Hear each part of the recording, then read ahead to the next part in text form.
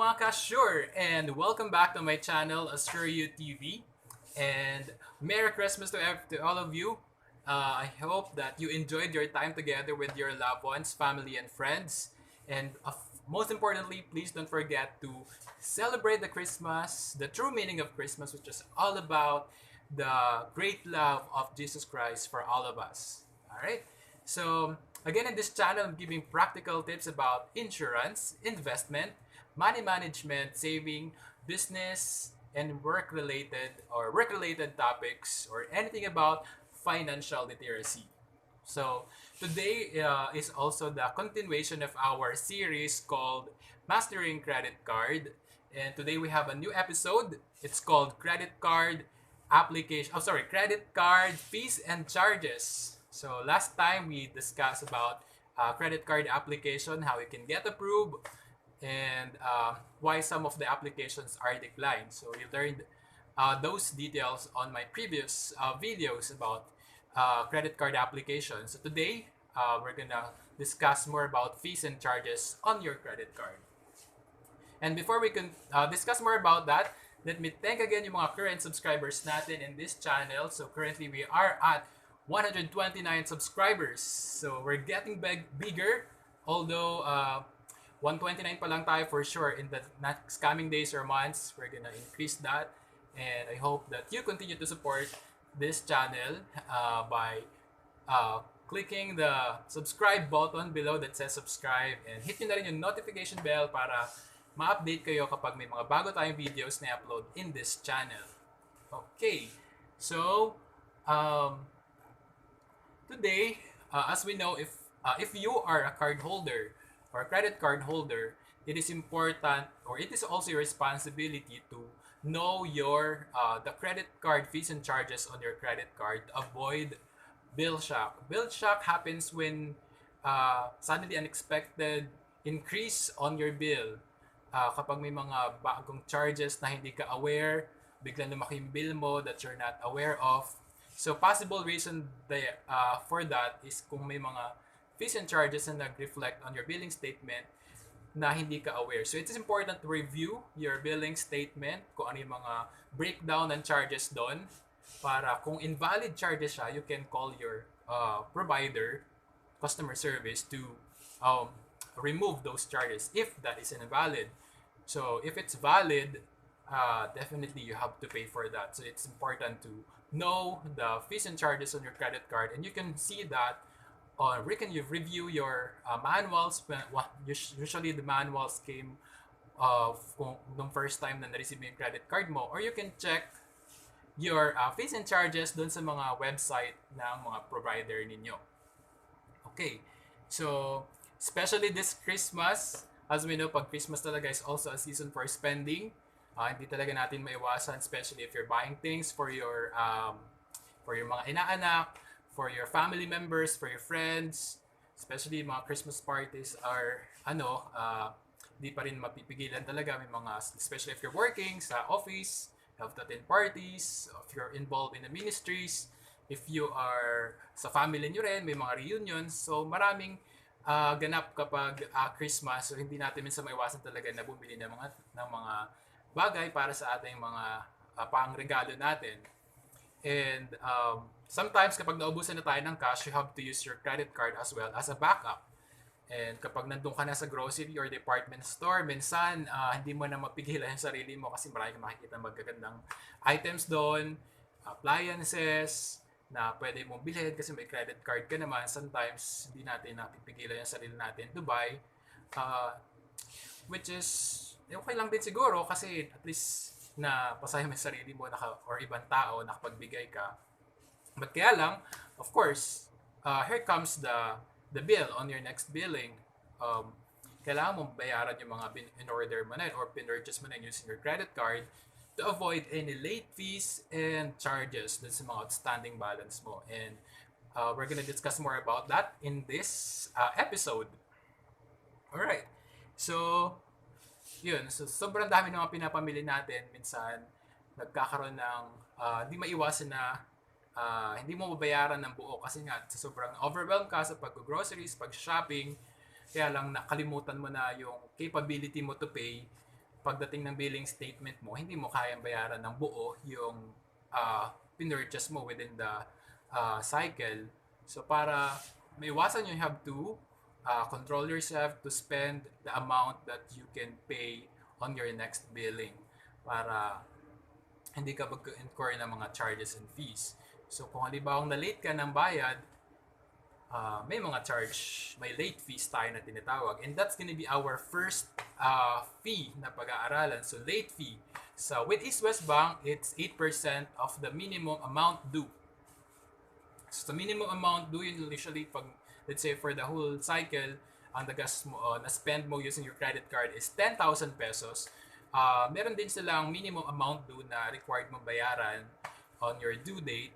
Kung hindi mo kayang bayaran yung full amount, you have to pay the minimum amount due. Kaya lang, kung hindi mo pa rin mabayaran, yung minimum amount due mo, mayroon 8% na kailangan mong bayaran na additional charge or fees doon sa credit card bill mo. Madadagdag yun on your next billing statement. So, sayang, may madadagdag na naman na charge sa bill mo, ma-add siya.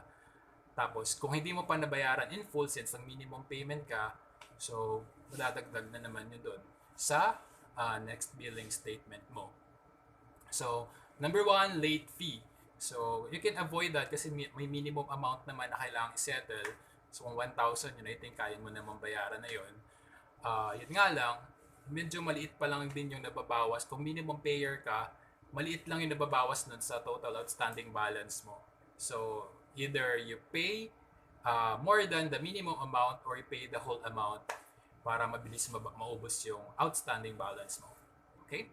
And the next is the over limit fee.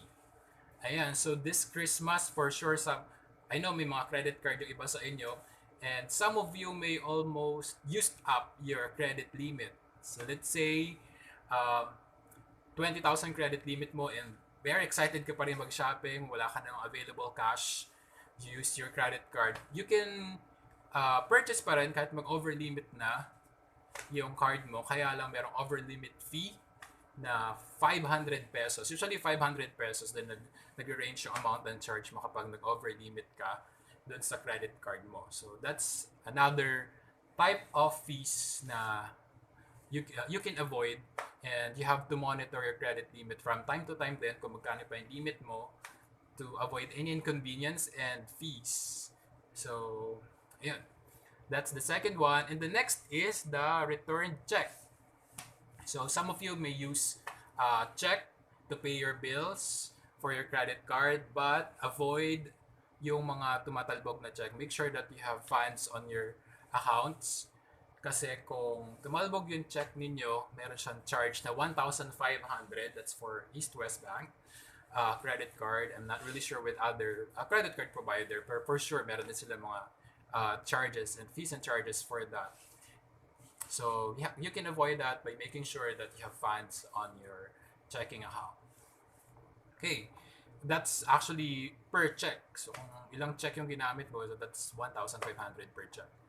The next is the fourth one is the card replacement. So if you lose your card with that's 400 pesos. And then that's for the card replacement. And then the other one next is the that's number 5 is foreign currency conversion fee.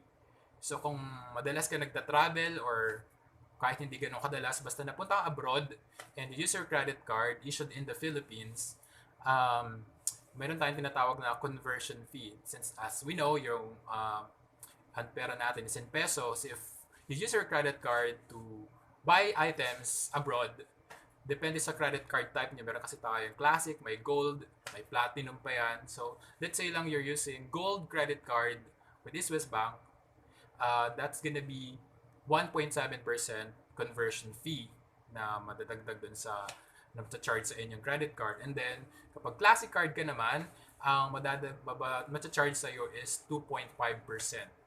So, that's per transactions. Let's say you buy shoes in the morning and then in the afternoon, you buy another items on a different establishment using your credit card again, issued in the Philippines. So, that's another conversion fee na naman na charge sa bill mo. So, yun yung mga charges when you're using card abroad. So, that's again currency conversion fee. So that's depends on the type of your credit card, kung ilang percent yung charge.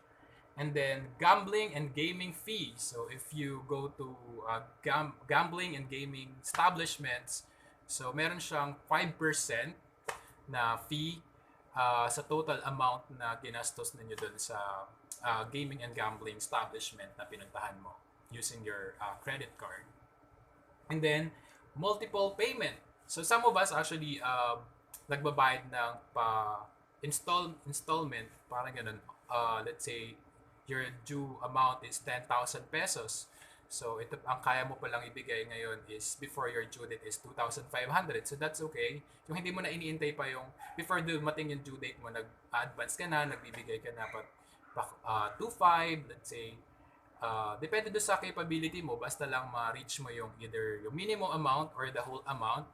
So, you are allowed to pay at least three payments for any accredited East-West Bank or any accredited East-West Bank payment channels. So, mayroon siyang tatlong payment transactions na allowed. So, kapag lumagpas ka na doon, so meron na siyang 50 pesos per payments na charge. So you have to know as well that on your credit card provider kung meron ganun sila mga fees and charges so that to avoid any unexpected charge on your bill para aware din kayo kung may mga ganong charges sila.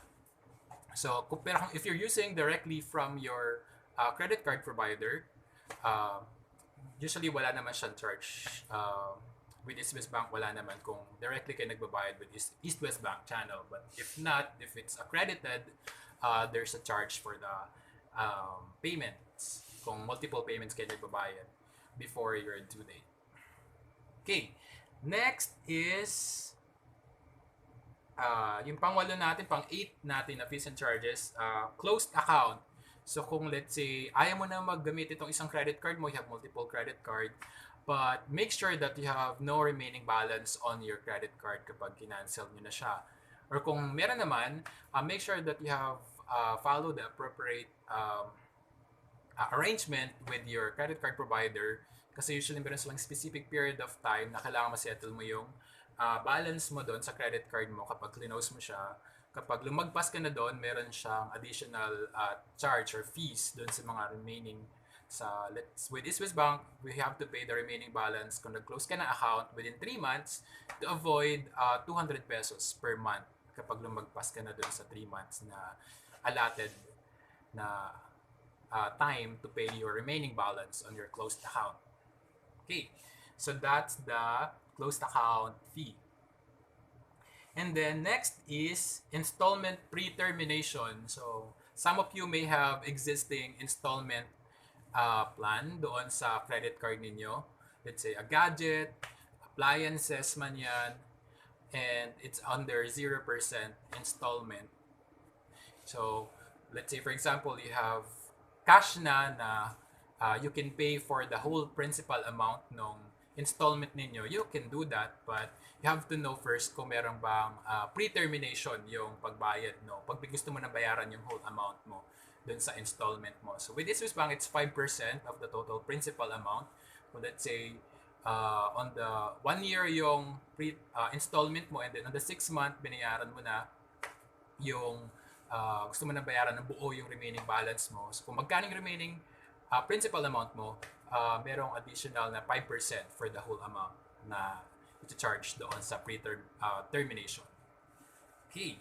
And cash advance fee. So, let's say naman, medyo naubusan ka na talaga ng cash and medyo malaki pa yung credit limit mo or cash advance limit mo sa credit card mo and medyo nahihiya ka mangutang kung kani-kanino, you can use your credit card but you have to be aware doon sa mga fees and charges kapag nagka-cash advance. Medyo malaki nga actually sa mga credit card yung cash advance. So, aside doon sa pag-cash advance mo, meron agad yun na let's say with it's 2% of the total amount na kinash advance mo, let's say 10,000, so that's 200 pesos kung 2% yung fee.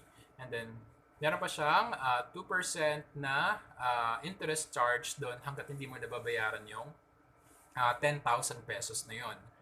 So, it is important that you know the fees and charges sa cash advance mo. Then, aside from that, kapag over-the-counter ka pa, nag-cash advance, meron siyang 500 pesos. But that depends as well on the provider kung magkano. So, you have to check yours. Next is the interest charge. So, ito yung pinaka-common na madalas na na-charge sa credit card ninyo. Especially kung hindi kayo nagbabayad in full dun sa credit card bills nyo. So, let's say minimum payer ka, dun sa total remaining balance mo, lagi siyang merong 3.5% every billing statement ninyo. So, to avoid that, you have to make sure you pay in full, or kung gustong hindi maiwasan talaga, kulang talaga yung pagbayad mo in full, pay over more than the minimum amount due para kahit pa paano mabawasan yung outstanding balance mo. Kasi doon nagbe-base yung 3.5% na interest charge sa total amount mo. So kung medyo mababa na siya, of course, medyo maliit na lang din yung pagkukunan ng 3.5%. So you have to be aware of that as well.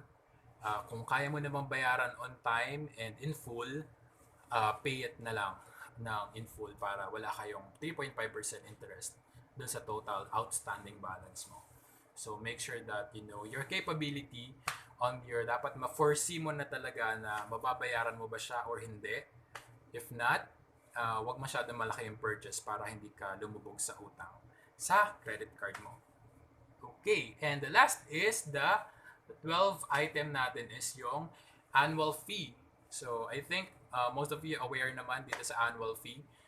Usually that's after the first year ng credit card mo. Usually most of the credit card are free for the first year, but on the second year, you have to pay for the annual fee kung hindi sila nagwi-waive. Or some of them use your rewards points kasi sa mga credit card may rewards points yan. So you can use your rewards points to convert into an annual fee, but you have to coordinate that as well with your provider kung may ganong feature sila na pwede magamit for conversion sa annual fee ninyo para hindi na kaya magbayad. Alright, so these are the common fees and charges on a credit card. So make sure always to review your credit card bill always, and if you have any discrepancies, you can ask your provider, credit card provider, to adjust your bill kung talagang may mga invalid charges. Kung di naman talaga, kung valid talaga yan, you really have to pay for that. Okay, so as a cardholder, again, we have to be responsible for any purchases we made, and we have to be aware and to know those fees and charges para ma-avoid natin yung bill shock or unexpected charges on your credit card bills para mapaghandaan din natin before your due date. Alright, so I again hope that you learned a lot from this video in the episode credit card fees and charges. So we have one more episode after this. I'm going to be uploading that in the next coming days.